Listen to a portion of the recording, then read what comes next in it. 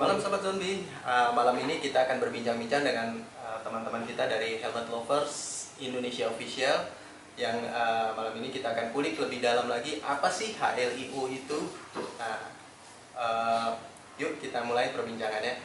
Teman-teman HLIO itu sebenarnya banyak, tapi karena berhubung malam kita ngobrol santainya, jadi yang datang cuma sedikit. Sudah ada Om Helmi, salah satu founder, Om cabe itu, dan ada dokter pedas. Nah, berikutnya mungkin ke Om Helmi, ke siapa nih, ke Om Helmi, Om Cabe ya? Oke, selamat malam sobat semua. Kami dari Helmet Lovers Indonesia Official. Malam ini kebetulan kita sawan di markas Zona Bikers. Kebetulan kita ada beberapa admin, salah satunya Mas Koko, kemudian Om Helmi, Om Dandi, Om Cui, kemudian ada founder kita di sebelah kanan. HLIO itu dibentuk berdasarkan atas kita punya hobi, yaitu pecinta helm, dimana selama ini sudah ada beberapa grup Facebook khususnya grup pecinta helm, dan kita coba mewadahi teman-teman komunitas pecinta helm yang sudah ada di Jakarta dan umumnya di Indonesia. Kenapa kita sebut Helmet Lovers Indonesia Official? Kita coba menggabungkan beberapa teman-teman yang sudah memiliki komunitas. Kita mencoba membuat satu wadah di mana nanti wadah ini kita manfaatkan guna silaturahmi antar komunitas pecinta helm yang sudah banyak berdiri di Jakarta khususnya dan Indonesia pada umumnya. Konsep HLIO sendiri, kita selain memberikan edukasi terkait dengan helm, kita juga mengadakan kegiatan-kegiatan yang bermanfaat bagi masyarakat.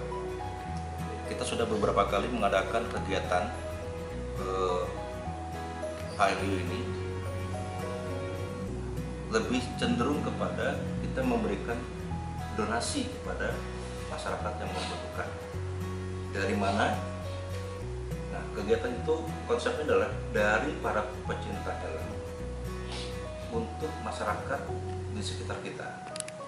Kegiatan-kegiatan yang sudah kita lakukan adalah yang terakhir kemarin, ya, kita melakukan kegiatan End Year Riding to Charity 2018 dari Tikum di Kalibata menuju ke Ancol. Kegiatan ini bukan semata hanya kegiatan riding, tapi juga kita mengumpulkan donasi yang akan kita sumbangkan kepada sahabat-sahabat, saudara-saudara kita yang terkena musibah di Banten. Apa aja sih yang sudah tergabung di HLIO itu? Komunitas yang tergabung di HLIO ini cukup lumayan banyak. Antara lain ada yang pertama dari grup saya sendiri, LS2HL, LS2 Helmet Lover, dari KBC, dari KYT Helmet Lovers, terus dari Sanmori, dari tim Anarkis, dan banyak yang lain. Itu salah satu aja. Terutama kebanyakan sih yang di Jakarta sementara ini, dan kita mudah-mudahan merambah ke luar Jawa. Member di HLIO di Facebook terutama sekarang masuk dan bergabung sekitar 17.000 sekian, dan yang di WhatsApp sudah full di 257 member. Kurang lebih yang hadir dalam kegiatan kita antara 100 ke atas dalam kegiatan gabungan itu. Sebenarnya sih lebih banyak karakternya ya, karena kita bergabung dalam helm ini. Jadinya helm itu kan macam-macam tipe, macam-macam merek, masing-masing punya gaya masing-masing, cara makainya, atau sekarang lebih ke gaya hidup sih kalau gue bilang sih. Jadi helm bener-bener buat dirawat. Selain kita juga pelopor untuk sebagai pelopor lebih safety riding, berkendara lah, ya kan? Jadi dengan adanya program-program yang kita berikan seperti kegiatan riding untuk charity dan kegiatan lain, itu lebih berguna buat kita, buat semuanya, buat menyatukan per kepala tuh. Jadi punya keluhan, punya masukan, itu kita tampung di situ. Sebenarnya nggak perlu mahal sih kalau menurut gua, karena berbagai macam merek itu kan bisa di custom sekarang. Nggak kayak dulu kan, lu punya helm ya udah gitu aja. Tapi kalau sekarang kan lu bisa ada tear off dan berbagai macam warna dan lain-lain. Terus lu bisa ganti spoilernya dan lain-lain, ada tambahan dan lain-lain. Atau enggak sekarang ada yang ngetrennya namanya repaint. Yang penting nggak merubah dari fungsinya aja sih. Kalau menurut gua sah-sah aja. Itu yang gua bilang tadi, gaya hidup. Karena mereka lebih ke mall juga menenteng helm jadi suatu kebanggaan menurut gua. Karena apa? Berbeda dengan yang lain. Kalau menurut gua sih bangga pakai brand itu banyak orang awam sih ya, banyak orang awam yang di sini itu yang belum tahu merek helm. Jadi kita mau nenteng helm Arai, mau nenteng helm NGV atau helm-helm apapun ya banyak yang nggak tahu gitu ini helm mahal. Saya pernah jalan di mall nenteng helm Arai. Mas, itu helm murah ngapain sih dibawa-bawa? Helm 500.000 ngapain sih dibawa-bawa? Masih banyak yang kayak gitu loh, masih banyak yang ya elah helm murahan aja dibawa-bawa ke mall, nonton bioskop, dia nggak tahu harganya berapa. Ada nggak sih gap-gap tertentu dari teman-teman sesama komunitas pecinta helm gitu, misalnya wah yang keren nih ya kalau di motor ada fanboy-nya lah gitu. Ada kayak gitunya lah gitu, misalnya oh gua Sui gitu kan, gua nih fanatik sama Sui gitu. Terus ada lagi yang LS2 gitu. Ada nggak sih gap-gap gitu, terjadi nggak sih gitu di kalangan komunitas pecinta helm? Ya kita nggak bisa pungkiri pasti ada fansboy brand tertentu kayak ABC yang sudah menjamah di kalangan anak-anak muda, itu kan pasti egonya lebih tinggi gitu. Wah ini ABC tuh apa brand paling bagus, dipakai sama pembalap ini sama itu. Ada juga yang LS tuh mungkin, LS tuh udah karbon lah, ada apa, udah pasti paling hebat lah, pasti ada. Karena kebetulan saya juga admin LS tuh. Yang di rumah ada Arai juga sama Sui. Yang paling nyaman sih sebenarnya beda-beda ya, tiap-tiap kepala orang beda-beda. Kalau saya di LS tuh memang nyaman, tapi lebih nyaman di Sui. Di LS tuh dia agak sedikit kasar, bukan kasar, keras. Agak sedikit kasar, keras, sama kain di luarnya ini agak gimana ya? Kadang-kadang tuh kalau kepake kelamaan itu bikin gatel ya. Bikin gatel. Dan sekarang tuh banyak helm-helm itu yang helm-helm premium kayak X-Lite itu udah ada antibakterial. Jadi pakai kain antibakterial di sini tuh udah yang nggak gatel-gatel lah, bikin nggak gatel. Banyak jenis lisensi keamanan yang mengeluarkan menentukan menentukan standarisasi helm itu, ada yang tidak menghiraukan dari beratnya atau apanya. Nah kayak ini kan EC standarisasi EC itu banyak helm yang enteng. Jadi standar Eropa itu, ini kan EC itu standar Eropa, dia benar-benar helmnya terenteng-enteng karena orang Eropa banyak yang makainya helm yang enteng-enteng.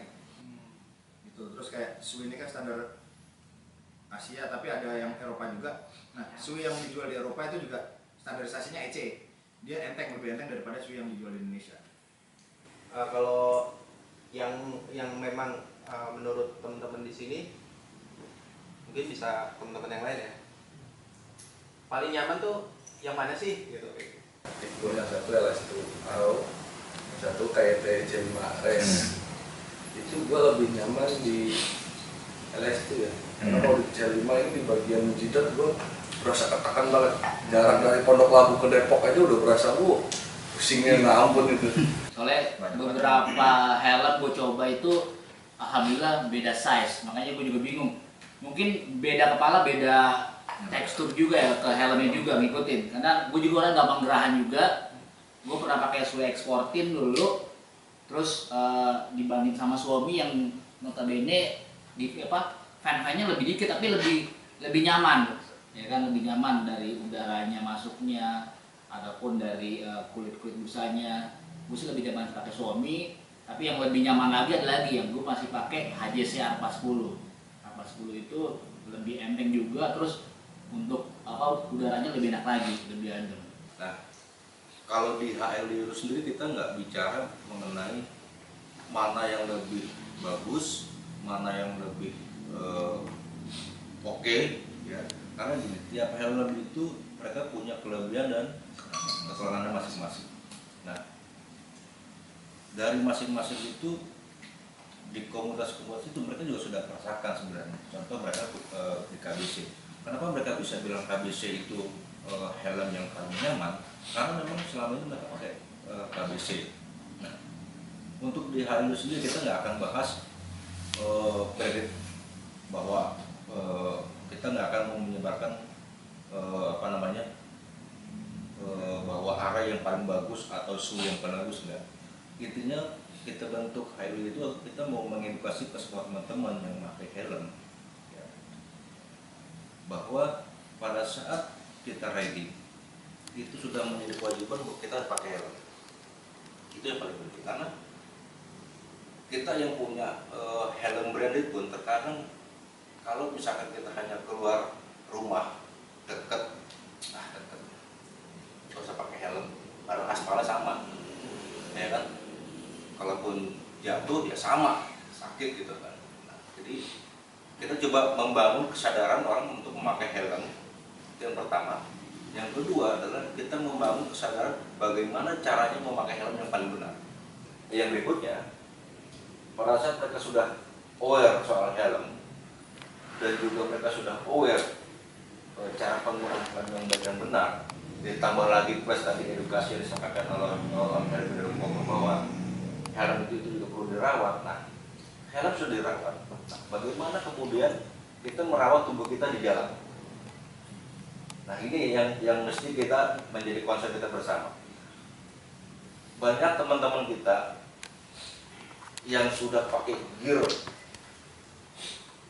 berkendara cukup bagus, helm dia pakai, jaket dia pakai, berprotektor, dan kita sama-sama paham itu branded semua.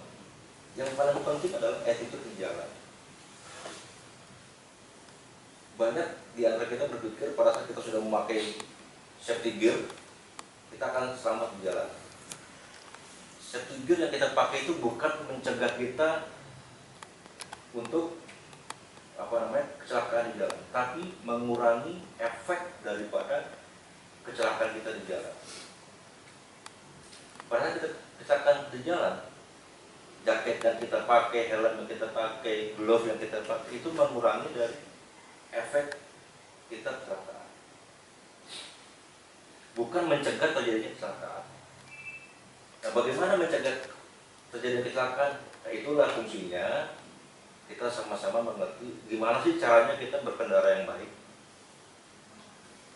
tidak ugal-ugalan di jalan, menghargai pengendara yang lain. Itu yang menurut saya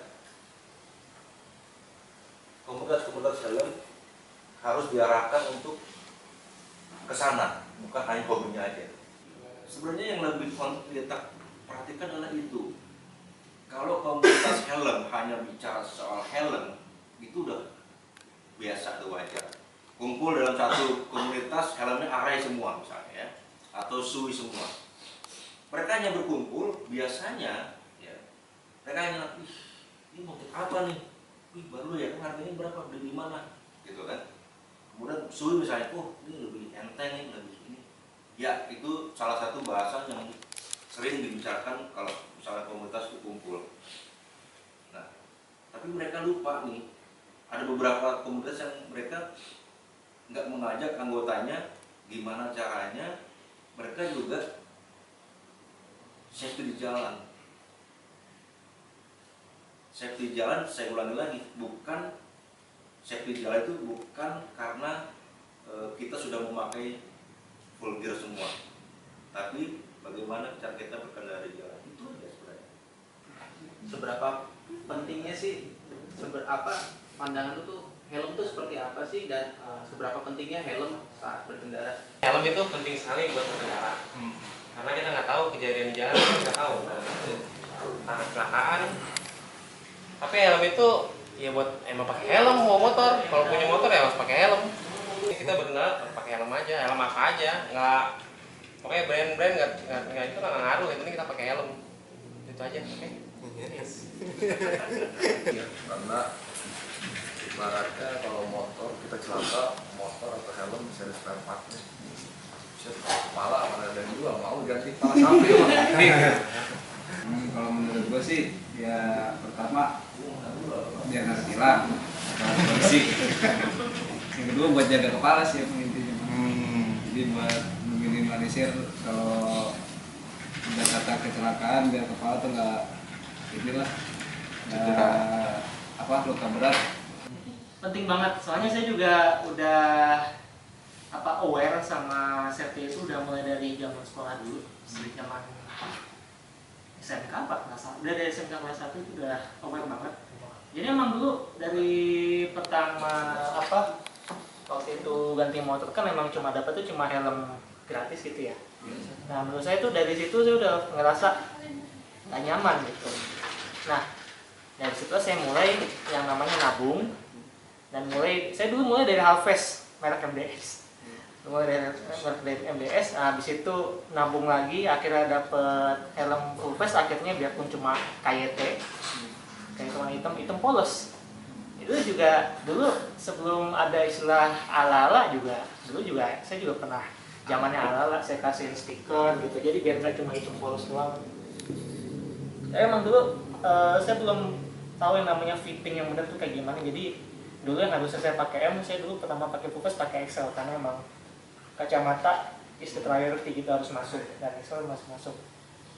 Tapi makin kesana sampai zaman kuliah sampai sekarang itu helm, akhirnya saya sadar makin lama saya cari yang makin sempit gitu. Tapi tetap kacamata tetap masuk gitu. Dan akhirnya sampai sekarang mulai main ke helm branded, naik gitu ya. Dulu dari KYT K2 terus naik langsung ke Nolan N4 kalau nggak salah. Nah udah dari situ saya mau benar-benar sadar nih, helm itu harus ngebuat saya nyaman di jalan gitu, dan otomatis bakal ngerasa aman gitu, karena dari awal udah dipakainya nyaman, pasti bawanya juga aman gitu. Dan juga lebih enak sih kalau buat riding tuh, berasa banget kalau pakai helm yang lebih gitu ya. Kalau yang biasanya helm yang standar yang lokal itu, yang kurang pas itu suka kalau keterpa angin suka godek-godek gitu. Oke, Sobat Zombie, tadi kita sudah berbincang-bincang dengan teman-teman kita dari Helmet Lovers Indonesia Official. Konklusinya bisa kita ambil bahwa helm itu bukan sebagai perlengkapan semata, tapi sebagai kebutuhan. Ketika Sobat Zombie berkendara, helm itu merupakan kebutuhan. Jadi tanpa melihat apapun mereknya, apapun bentuknya, berapapun harganya, yang penting itu nyaman dan tentunya aman buat berkendara. Oke, sampai di sini perbincangan kita dengan teman-teman dari Helmet Lovers Indonesia Official. Kita sambung lagi nanti dengan perbincangan kita dengan komunitas-komunitas lainnya. See you.